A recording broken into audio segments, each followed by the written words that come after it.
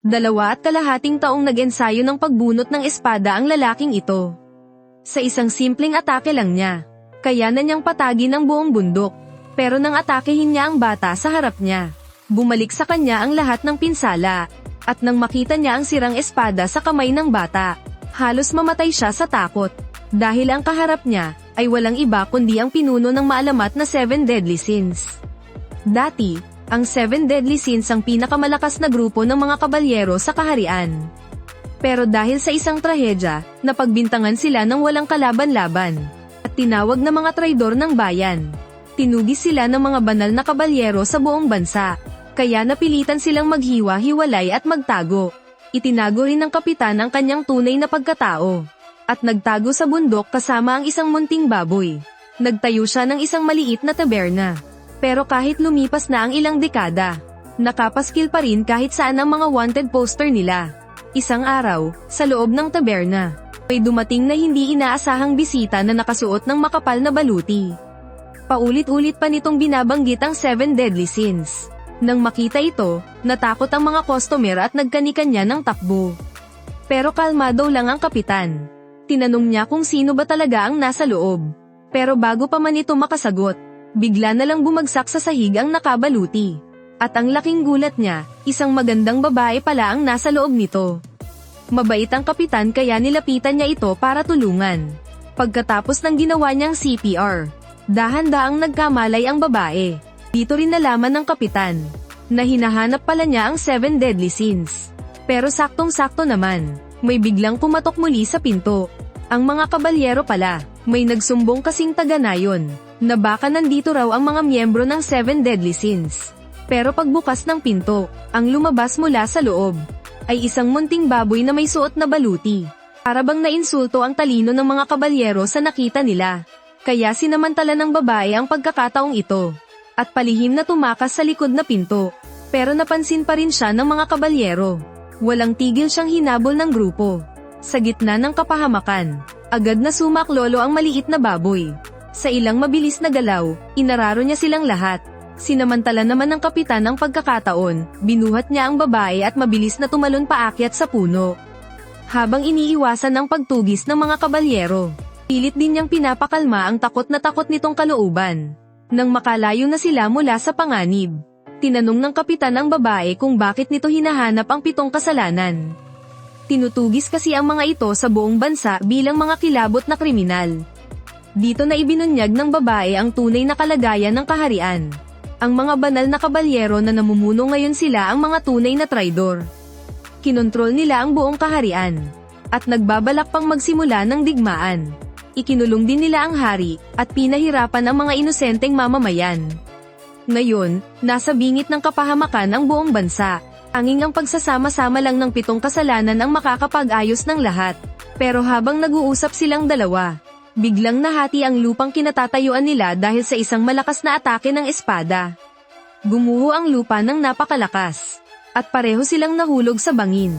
Akala ng banal na kabalyero ay tiyak na patay na ang dalawa. Pero biglang tumalon paakyat ang kapitan habang bitbit ang babae. Dito lang napansin ng kabalyero ang hakaw na suot ng dalaga. Isa itong natatanging sagisag ng maharlikang pamilya. Ang babaeng nasa harap niya ay walang iba kundi ang anak ng hari. Si Prinsesa Elizabeth. Buhay dapat siyang hulihin ayon sa utos mula sa itaas. Pero ngayon, kahit hatiin pa niya ito sa dalawa gamit ang kanyang espada, wala namang makakaalam. Agad namang naramdaman ng kapitan ang matinding banta sa buhay nila. Mabilis niyang sinenyasan ng prinsesa na tumakbo papasok sa gubat. Ngunit sa isang mabilis na paghugot lang ng espada ng kabalyero, naputol at natamba ang lahat ng puno sa paligid. Mabuti na lang, mabilis ang reaksyon ng kapitan. Agad niyang niyakap at idinapa ang prinsesa. Kahit nakaiwas sila sa unang atake, alam ng prinsesa na wala na silang kawala. Dahil ayaw na niyang mandamay pa ng iba, napagpasyahan na lang niyang sumuko ng kusa. Pero walang awa ang banal na kabalyero. Muli itong nagpakawala ng panibagong hiwa ng espada papunta sa kanila. Pagkakita rito, muling dinaluhong at idinapa ng kapitan ang prinsesa para iligtas ito. At sinabing, kahit pa itaas natin ang ating mga kamay at sumuko ngayon, hindi pa rin tayo palalampasin ng lalaking yan.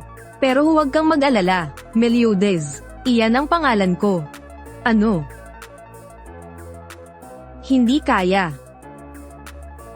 Paano nangyari to? Inakala lang ng prinsesa na natulala siya sa takot. Pero nang makita niya ang markang dragon sa braso ng kapitan,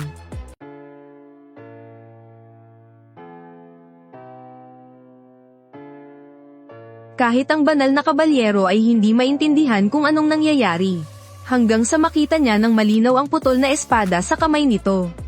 Paulit-ulit na binubulong ng kabalyero na, imposible to. Pero dahil sa nakakatakot at matinding aura ng kapitan, napilitan siyang maniwala na ang batang nasa harap niya ay walang iba kundi ang pinuno ng 7 kasalanan, si Meliodas. Kahit nanginginig sa matinding takot, pinakawalan ng lalaki ang huling atake ng kanyang espada.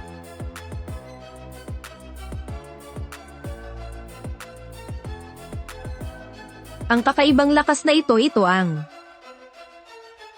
nasa alamat. Ang 7 kasalanan, ang kasalanan ng puot.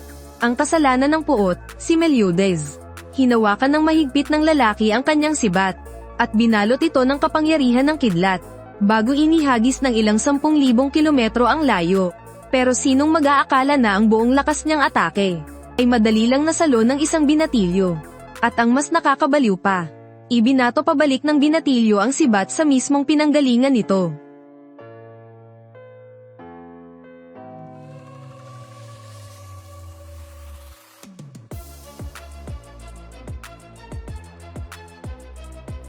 Buhay ka pa nga talaga, Meliodas ng 7 kasalanan.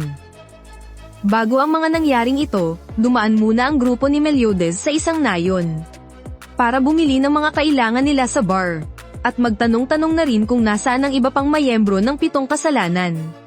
Naging waitress naman ang prinsesa sa bar nila, at matapos sukatin ni Meliodas ang katawan niya gamit ang sariling mga kamay, nasuutan na rin ng bagong damit ang prinsesa. Pagdating nilang dalawa, kasama ang isang baboy, sa nayon, nakita nilang pinipilit bunutin ng mga tao ang isang espadang nakabaon sa lupa. Ayon sa pinuno ng nayon, nabaon daw ito noong nakaraang araw dahil nagalit nila ang isang banal na kabalyero. Nang bumisita kasi ang kabalyero, inalok siya ng pinuno ng pinakamasarap nilang alak. Pero pagkatikim ng kabalyero, diretsahan niyang sinabing ang pangit ng lasa. Sabi pa nga niya, mas malasa pa daw ng konti ang ihi ng kabayo kaysa doon. Napahiya ang mga taga-nayon, pero wala silang lakas ng loob na yumangal. Ang masaklap pa, isang bata doon ang naghulog ng insekto sa baso ng banal na kabalyero. Ang kalokohang ito ang talagang nagpausok sa ilong ng kabalyero sa matinding galit. Agad na binunot ng banal na kabalyero ang kanyang mahabang espada at ibinaon ito sa lupa. Ginamit niya ang kapangyarihan niya para selyuhan ang buong pinagkukunan ng tubig sa ilalim ng nayon.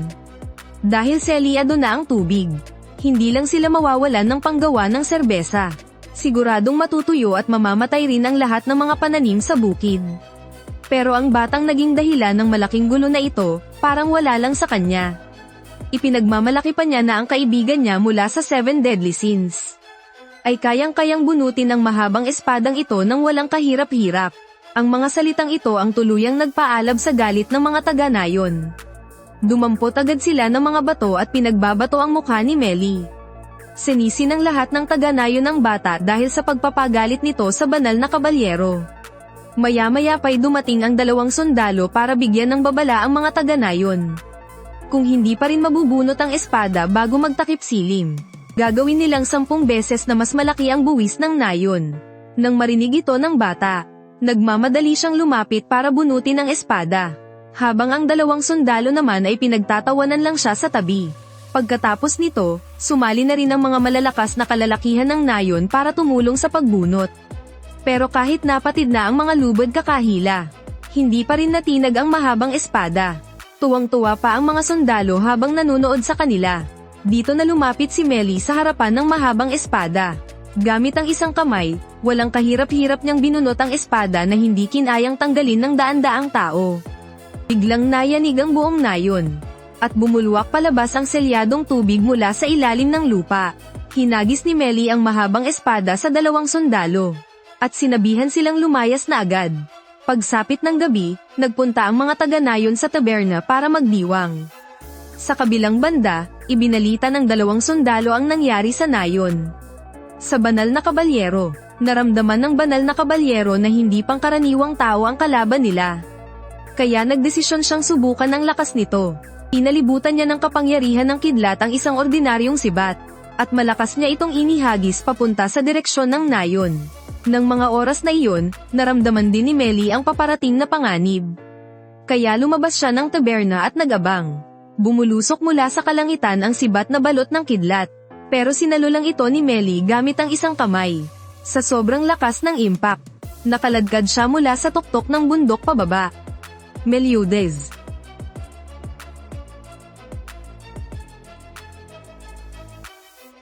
Umusok na nga ang sweles ng sapatos ni Melly, bago niya tuluyang napigilan ang pag-atras niya. Matapos iyon, buong lakas niyang ibinato pabalik ang sibat.